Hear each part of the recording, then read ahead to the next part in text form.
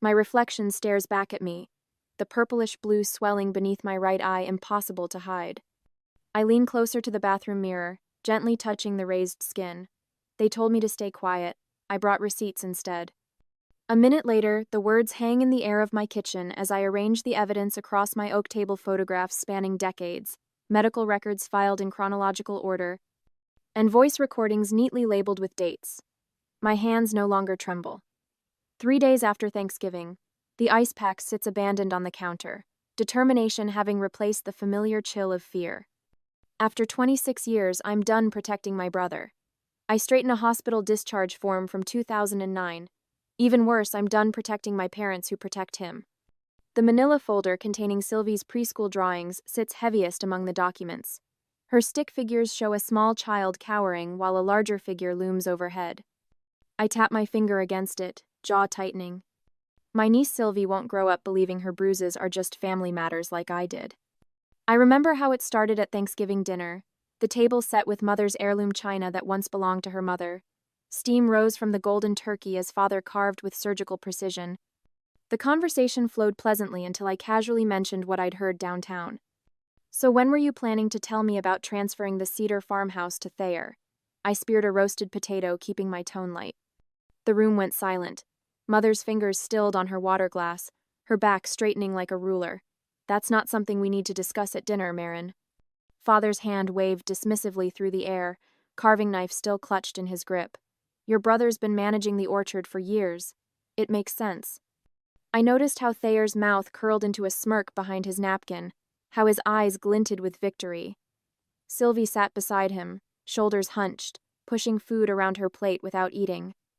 I just find it interesting that half the family property goes to him without a conversation. I kept my voice steady, especially when grandfather's will specified equal shares. Thayer's knife clattered against his plate. You're just jealous you didn't get your slice, as usual. I'm concerned about fairness, I countered, noticing how Sylvie flinched at her father's tone, and about why this was done so quietly. I barely saw him move. One moment Thayer was seated, the next he had rounded the table. His fingers dug into my upper arm as he yanked me from my chair. Mother and father didn't even rise. Always the victim, he snarled, his face inches from mine. When I didn't back down, something snapped behind his eyes.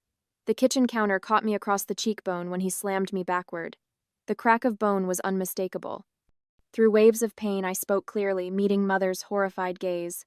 This is the 27th time I've documented every single one. Father's face darkened with fury. That's enough, Marin. Mother moved then, but not toward me. She crossed to the wall and ripped the landline from its socket, cord dangling. Don't be dramatic, no one's calling anyone. I drove myself to the hospital 30 minutes later, leaving them to finish their pumpkin pie. The dashboard clock read 7:42 p.m. Through the rearview mirror, I could see light spilling from the dining room windows, silhouettes gathered around the table as if nothing had happened. At Oak Ridge Memorial, Dr. Novak's eyes narrowed as she examined my cheekbone. Is this the first time something like this has happened? The familiar lie formed in my throat, then dissolved. Number. It's just the first time I'm not lying about how it happened. She nodded slowly, making a note in my chart. Your brother did this? Yes. The word felt foreign on my tongue after decades of excuses. Later, a woman in a gray pantsuit introduced herself as the hospital social worker. She placed a stack of pamphlets beside me with words like domestic violence and family abuse emblazoned across the top. There are resources available, she said quietly. Legal options, too. I stared at the papers, something breaking loose inside my chest. I'm 34 years old, and this is the first time anyone's offered help. She squeezed my hand before leaving. It's never too late to break the cycle. I didn't know how right she was, or how those pamphlets would become the first entries in a file that would finally end my family's reign of silence. At the present, my phone buzzes against the kitchen counter. Mother's name flashes on the screen, a text message appearing below it. Don't provoke Thayer again. You know how he gets. A wave of nausea hits me so violently I sink to the floor, back pressed against the refrigerator. My trembling fingers scroll through our message history, landing on a thread from February. My breath catches in my throat. Sylvie spilled juice on Thayer's presentation materials. He overreacted, but she's fine. Just needs to be more careful around her father. The words swim before my eyes. The same excuses, the same phrases, the same careful language that defined my childhood now wrapping itself around my niece. She needs to be more careful. He didn't mean it. Don't make a big deal. I whisper into the empty kitchen. They're grooming another generation to accept abuse as love. The phone rings. Rachel's name on the screen makes my heart skip. We've been friends since 3rd grade, the only one who ever asked about my bruises. Marin, I need to talk to you about Sylvie. Her voice carries the same careful tone she used when we were 12, and she found me hiding in the girls' bathroom. She's staying with your parents while I'm traveling for work. Is she okay? My voice remains steady despite the storm brewing inside. She has bruises on her arm. When I asked, she said. Rachel pauses, and I can picture her twisting her wedding ring like she always does when uncomfortable. She said I shouldn't be a drama queen like Aunt Marin. My heart rate monitor app chirps a warning from my watch. I take a deliberate breath, focusing on the kitchen tile pattern beneath me. There's more, Marin. She repeated it exactly like she was quoting someone. Family matters stay private. I don't want to cause trouble in your family, but that's exactly what they count on. I cut in, my voice unexpectedly firm. Everyone's politeness, everyone's silence. I stand up, legs steadier than I expected. My reflection in the microwave door shows a woman I barely recognize determined rather than defeated. Sylvie will be with them for 2 more weeks? I ask, already calculating what this means. Yes, my conference runs through the 27th. I can try to make arrangements. Not yet. I'm thinking steps ahead now. Let me handle this carefully. After hanging up, I sink into my desk chair, opening my laptop to the community college faculty portal. The semester evaluations are pending. One wrong move and my brother's connections could turn family drama into concerning behavior from Professor Kellis, the photography department coordinator position I've worked toward for 5 years. Hangs in the balance. The local newspaper tab sits open beside it, their feature on Thayer's management of our family orchard. The property transfer worth $720,000 gives him resources I can't match, connections I don't have. I walk to the bathroom, lifting my shirt to examine the small scar below my ribs. The 10th of March, 2009. Pushed into kitchen counter corner during argument over borrowed car. Each mark on my body has its corresponding entry in my journal. Methodical, dated, documented. My father's voice message plays from the speaker. Your brother's under a lot of pressure with the orchard. Don't make things harder. Family matters stay in the family, Marin. You know that. The same phrases, the same tactics, the same expectation of silence. My phone rings again, a number I don't recognize. Marin, it's Alta Rowan. Do you remember me? Mrs. Rowan. My 10th grade English teacher who once kept me after class to ask about the fingerprint bruises on my wrist. Of course I remember you, I say, surprised at the warmth in my voice. I was cleaning out old files before retirement and found something you should have. Her voice carries the same gentle authority I remember. I kept the incident report from when you were 12. I always suspected it wasn't just roughhousing like your parents claimed. As I hang up with Mrs. Rowan, I face a decision that would change everything. Should I confront my family privately one last time and risk them manipulating the situation again, or was it time to bring everything into the light publicly? Immediate exposure might protect Sylvie faster, but patience might allow me to build an ironclad case. When silence has been your family's religion for decades, is shattering it an act of destruction or creation? I look at the open tabs on my laptop, Sylvie's school schedule, the community gala announcement featuring my brother, and the Child Protective Services website I've never had the courage to fully explore. My finger hovers between them, trembling with the weight of 26 years of quiet compliance and the promise I made to myself 3 days ago, never again. A week later, I stare at my phone screen, thumb hovering over Eudora's latest Facebook post. My mother's perfectly manicured profile picture smiles next to the announcement. So proud of our Thayer. Nominated for the Silver Acorn Award for Family Business Excellence. Join us at the County Philanthropy Gala this Saturday to celebrate. The comments section overflows with congratulations. What a wonderful family, writes Mrs. Henderson from church. The Kellis legacy continues, adds Councilman Barnes. My jaw tightens when I scroll to Thayer's response. Couldn't have done it without my parents, who always stood by me no matter what. The words "no matter what" burn like acid. 300 likes and counting. I toss the phone onto my couch cushions and press my fingertips against my temples. 3 days. The gala is in 3 days, and the Oak Ridge Register already ran a feature on Thayer's turnaround story and commitment to family values. The irony would be laughable if it weren't so sickening. The box from my storage closet sits open on the coffee table, an old external hard drive nestled in bubble wrap. I plug it into my laptop, heart hammering as folders appear on screen. One labeled simply, Insurance. When the first image loads, my 13-year-old self with a split lip and swollen, imy lungs sees. Black spots dance at the edges of my vision. I force myself to breathe in for 4 counts, hold for 7, out for 8, the technique my therapist taught me years ago. I scroll through dozens of photos, each meticulously dated.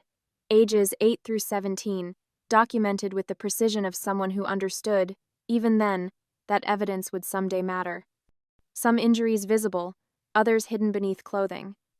All explained away by a mother who excelled at creative storytelling. Marin's so clumsy, fell right off her bike. Teenagers and their sports, always roughhousing. The throbbing in my cheekbone intensifies, a constant reminder of Thanksgiving's violence. Sleep has become a luxury I can't afford, each position pressing painfully against the fracture. The constant ache clouds my thinking, but not enough to dull my resolve. My phone buzzes. Rachel. Sylvie fell down the stairs yesterday, she says without preamble, her voice tight with controlled fury. That's what your mother told me when I called to check in. I close my eyes. Let me guess. She's clumsy, takes after her Aunt Marin. How did you know? Rachel's breath catches. 26 years of the same script. I open a new folder on my laptop, create a file labeled Sylvie, and start a chronology. Can you take a picture of her injuries the next time you video call? Already did. I'll send them now. I return to my sorting after we hang up, arranging everything chronologically: medical records, photographs, the few voice recordings I managed to capture as an adult. 26 years of evidence spanning my dining room table, like the world's most twisted timeline. The doorbell startles me. Through the peephole, I see Mrs. Rowan's silver hair and kind eyes. When I open the door, she holds up a casserole dish. Thought you might need dinner, she says simply, following me to the kitchen. She doesn't comment on the evidence sprawled across my table, just sets the dish on the counter and helps me find plates. We eat in comfortable silence until she places a weathered hand on my shoulder. When I was your age, she says softly, I learned that standing alone for the truth is better than standing with others for a lie. Her words sink into my chest, a warm counterbalance to the cold determination that's been driving me forward. The following afternoon, I park in my parents' circular driveway, a grocery bag and homemade pie balanced in my arms. Through the bay window, I catch a glimpse of Thayer leaning over Sylvie, his finger jabbing the air inches from her face as she shrinks into the sofa cushions. Mother opens the door before I knock, her eyes widening at my unexpected appearance. Marin. She glances at the groceries, then back to my face. You didn't need to bring anything. Your face looks better. I step past her into the entryway. Thought I'd drop by to check on Sylvie. Heard she took a tumble. In the kitchen, I unpack the groceries while Mother wipes already clean counters, her nervous energy filling the space between us. Father enters, newspaper tucked under his arm, and nods stiffly in my direction. I found the old family albums in my closet, I mention casually, arranging fruit in the bowl. Interesting how all my photos were removed. Father's face hardens. Those albums are ancient history. No one needs to dwell on the past. Really? I move toward the living room where Sylvie sits alone now, coloring book open on her lap. Because some history repeats unless we learn from it. I sit beside her, gently touching her shoulder. She flinches slightly before recognizing me, then offers a tentative smile. Her sleeve pulls back just enough to reveal finger-shaped bruises circling her wrist. Something shifts inside me as I look at those marks against her small arm. The familiar tremor that has lived in my hands for as long as I can remember, the constant vibration of fear that became so normal. I stopped noticing itis completely gone. My hands are steady as stone. That evening, my phone lights up with messages of support. Rachel first. I can cut my trip short. Sylvie's safety matters more than this conference. Mrs. Rowan's text follows. I've written down everything I witnessed during your school years. The bruises, the absences, your parents' excuses. Whatever you need, just ask. Dr. Novak from Oak Ridge Memorial calls next. I've reviewed your records, both current and past, she says, her professional tone tinged with concern. There's a clear pattern here, Marin. If you decide to take action, I'll testify to what I've observed. I contrast their messages with my family's demands. My supporters ask what I need. My family tells me what to feel. Before leaving my parents' house earlier, I had paused at the door, turning to face the three of them, mother, father, and Thayer standing in an instinctive, united front. You have 72 hours to tell the truth, I said, my voice steady and clear. Or I will. Now, I open my laptop and begin compiling a digital presentation. Photos fade in and out. Medical records appear with key sections highlighted. Audio recordings play with transcripts appearing below. Everything meticulously organized, irrefutable. With one final click, I purchase a ticket to the County Philanthropy Gala, where Thayer will receive his award, where my parents will beam with pride from the front row, where the community will celebrate the golden family facade I'm about to shatter. On the gala night, the black dress hangs from my closet door, its structured silhouette a reminder of the battle ahead. I smooth my hands over the fabric, feeling its weight against my palms. My reflection in the mirror reveals what makeup couldn't fully conceal: a yellowish-purple bruise beneath my right eye, fading but still visible. A badge of courage now, not shame. Perfect, I whisper, applying a final touch of concealer. The bruise remains just noticeable enough to raise questions without demanding immediate attention. Strategic visibility. The County Philanthropy Gala buzzes with conversation when I arrive. Crystal chandeliers cast warm light across tables draped in cream-colored linens. I spot my parents near the front, Eudora's pearl necklace catching the light as she laughs with the mayor's wife.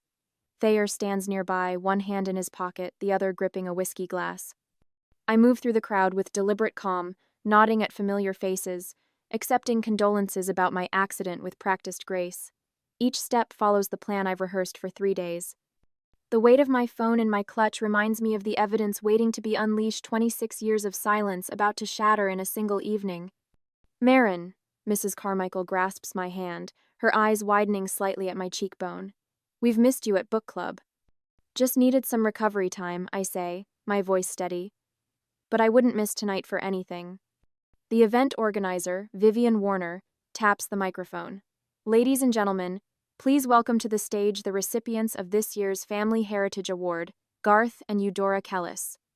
Applause ripples through the ballroom as my parents rise from their table, their posture straight, their smiles practiced. My father's hand rests possessively on my mother's lower back, guiding her toward the podium. Now. I walk, not rush, toward Vivian before my parents reach the stage. Our eyes lock, and I notice the exact moment her professional smile falters. The bruise has done its work. Vivian, I say quietly, there's something the community needs to know before this award is presented. Her gaze darts between me and my approaching parents. Marin, this isn't... It's precisely the time. My words carry the weight of 26 years of silence. My father reaches us first, his hand clamping around my upper arm. My daughter is unwell, he announces loud enough for nearby tables to hear. She's always been troubled. His grip tightens, but I don't flinch. Instead, I turn my face deliberately toward the nearest cluster of guests, ensuring they see the bruise in full light. Whispers spread through the crowd like ripples in still water. Marin. My mother's voice drops to a frantic hiss. This isn't the place. Think about what people will say. That's exactly what I'm counting on, Mother. The crowd's attention shifts entirely to our family tableau. Conversation dies. Forks pause midway to mouths. The tension between us has become the evening's main attraction. Get her out of here, Thayer growls, striding toward us. His face flushes with the familiar rage that has marked so many family gatherings. He reaches for me, fingers curled into half fists, exactly as I predicted. 2 men from a nearby table step forward, creating a barrier between us. Thayer stops short, suddenly aware of the audience. Too late, his approach has confirmed everything without me saying a word. Vivian clears her throat. Perhaps we should. Let her speak, calls a voice from the back. Mrs. Rowan stands near the dessert table, her silver hair gleaming under the chandeliers, her chin raised in challenge. Standing at that microphone, facing not just my family but our entire community, I wonder, Am I about to destroy my family's reputation, or am I finally giving us all a chance at honest healing? Sometimes truth is both destruction and creation. My gaze sweeps the room. Rachel positions herself near the entrance, phone raised to record everything. Doctor. Novak slips through the door, manila folder tucked under her arm, responding to my text from 20 minutes ago. My support network, assembled and ready. For those wondering about my face, I begin, my voice stronger than I've ever heard it. This isn't an accident. This is what happens when you question family decisions at the Kellis dinner table. Murmurs ripple through the crowd. Several of Father's golf partners exchange glances, shifting their weight from foot to foot. My brother Thayer did this at the Thanksgiving dinner, I continue, while our parents watched, the same brother you're celebrating tonight for his family values. I retrieve my phone, pulling up the recording I made last week. My mother's voice fills the ballroom. Sylvie, stop that crying right now. Don't be a drama queen like your Aunt Marin. Nobody likes girls who tell tales. Eudora's carefully composed face crumples. Her hand flies to her throat, fingers clutching at her pearls as if they're suddenly strangling her. I have 26 years of similar recordings. I say, watching as Garth's friends step subtly away from him. 26 years of hospital visits. 26 years of being told that family matters stay private. Thayer's business associates huddle together, exchanging troubled glances. The Orchard partnership discussions from last week seem suddenly precarious. Vivian steps to the microphone beside me. Mr. and Mrs. Kellis, would you care to address these accusations? My father's jaw tightens, but for once he has no ready answer. My mother stares at the floor, her foundation unable to hide the flush spreading across her neck. Thayer looks wildly around the room, seeking the support that has always been guaranteed. For the first time in my life, I watch their control crumble in real time. Receipts, as it turns out, speak louder than reputation. Mrs. Rowan catches my eye and nods once, the gesture containing decades of waiting for this moment. Rachel gives me a thumbs up, her phone still recording. Doctor. Novak stands ready with her evidence, another voice to confirm what I've always known. The silence stretches, a different kind than what has defined my family. Not the silence of secrets kept, but the silence of truth finally heard.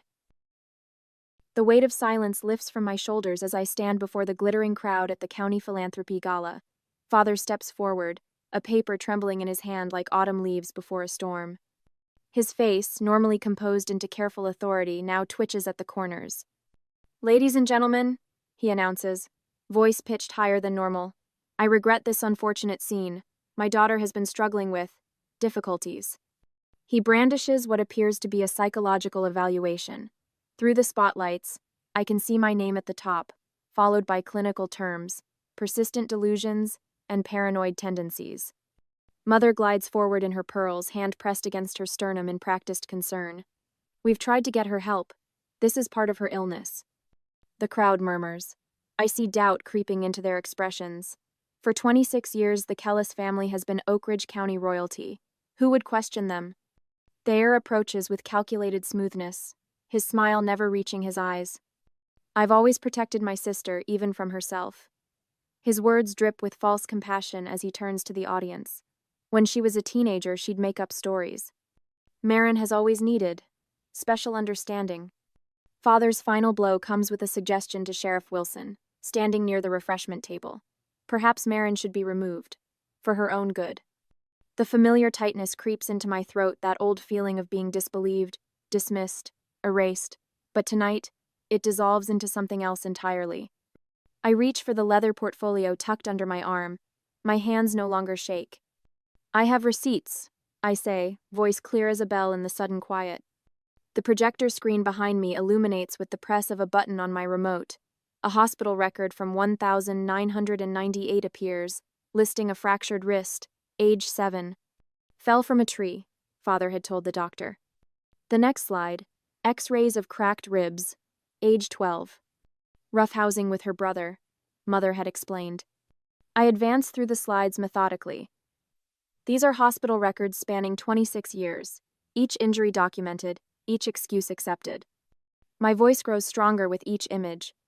A photograph of my bruised back, timestamp matching the Kellis annual summer barbecue, 2010. A broken finger from Christmas, 2013. Mrs. Alta Rowan kept records too. I nod toward my former teacher, standing tall near the back of the room.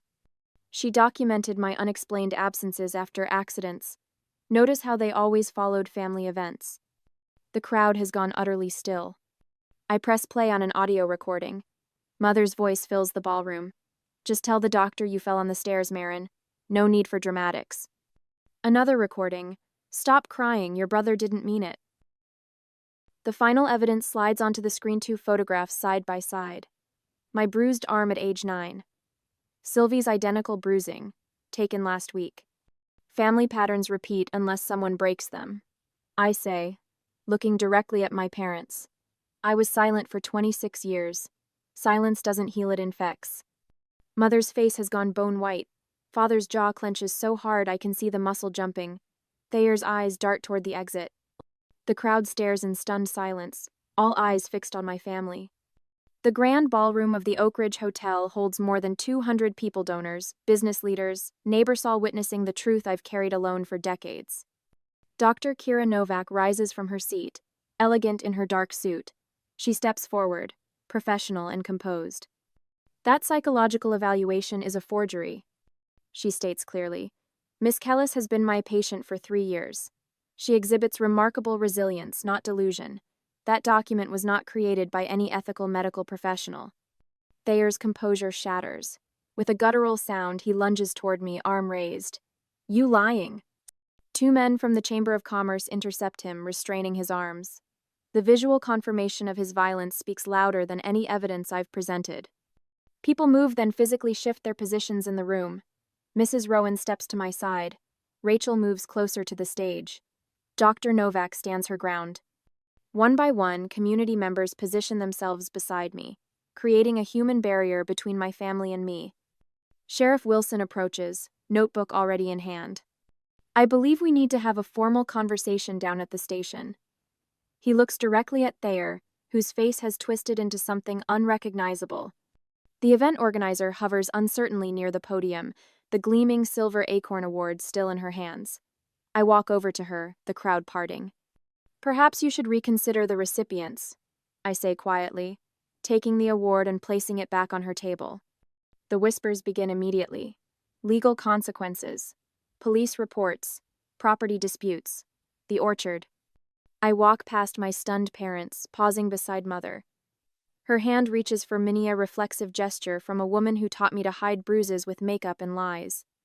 I lean close to her ear, my voice meant only for her. Tomorrow I file for custody of Sylvie. The sharp intake of her breath tells me she understands.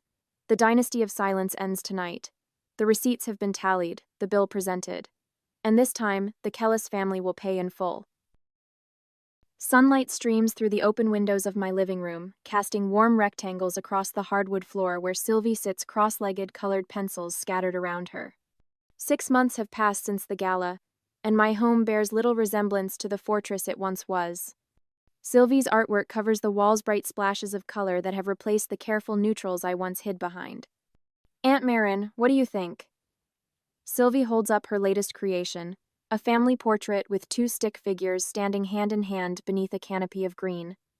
It's beautiful, I say, noticing how she's drawn herself taller than before, shoulders straight instead of hunched. I love how you've captured the pecan trees. Can we hang it in the dining room? She asks, her voice clear and confident, so different from the whispers of before.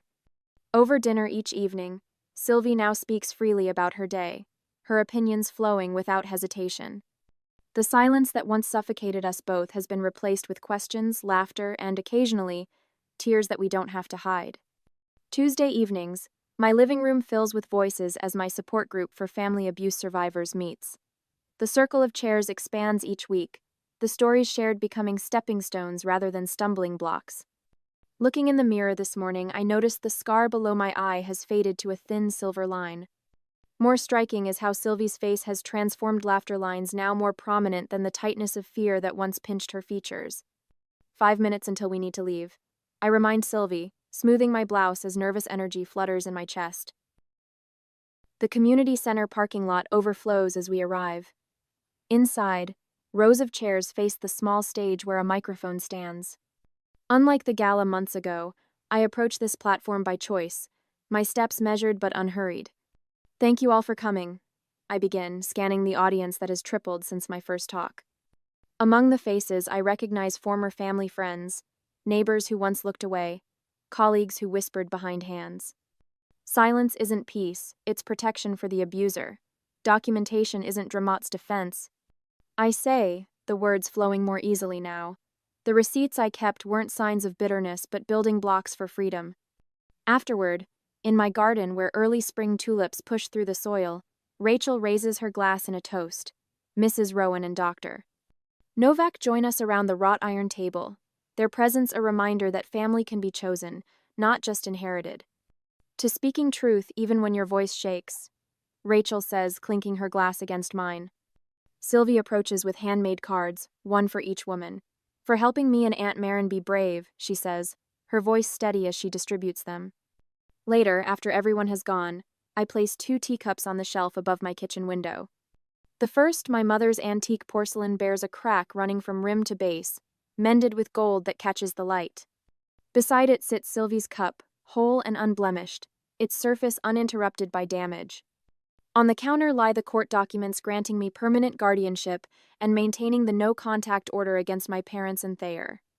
Beside them rests a leather-bound journal titled, Things We Choose to Say Out Loud, replacing the hidden notebook where I once recorded things I was told never to say. The mail brought a letter today, an invitation from the pecan orchard's new cooperative owners to their first harvest celebration. The property now supports 3 families who work the land together. As I look at these 2 cups bearing the scars of its history, one still whole, I wonder which is more valuable. Is it better to prevent all damage, or to learn that being broken isn't the end of your story? What would you choose? The wisdom that comes from healing, or the innocence that comes from protection?